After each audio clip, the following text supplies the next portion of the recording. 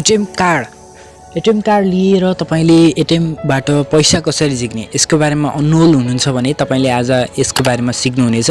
कतिपय साथीहरुलाई त यसको बारेमा थाहा नै छ होला, एटीएमबाट पैसा झिक्ने तरिका, एटीएम कार्ड लिएर एटीएममा कसरी पैसा झिक्ने भन्ने बारेमा थाहा छ होला र कतिपय साथीहरु अनौलमा पनि परिरहनु भएको छ होला र बैंक अनुसारको विभिन्न बैंक रहेका छन् हाम्रो वरिपर।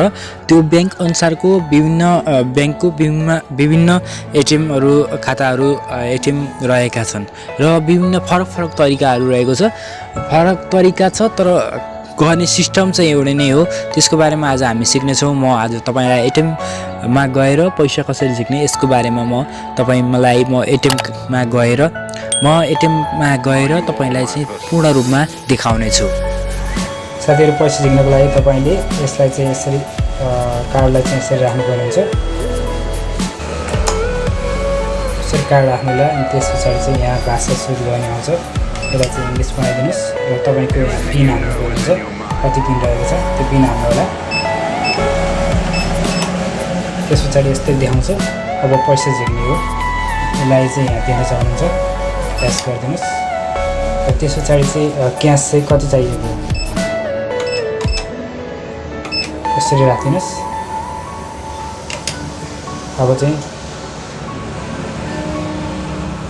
चाहिने हो रसिद चाहिने भए रसिद प्रिन्ट गरिदिनुस्। प्लिज वेट गर्नु। पैसा आउँछ।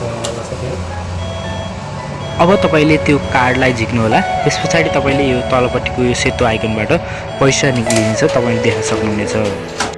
साथीहरु देख्न सक्नुहुन्छ यस्तो तरिकाले हामीले पैसा निकालेका छौं। आज हामी पैसा निकालेर तपाईलाई देखाइसकेका छौं।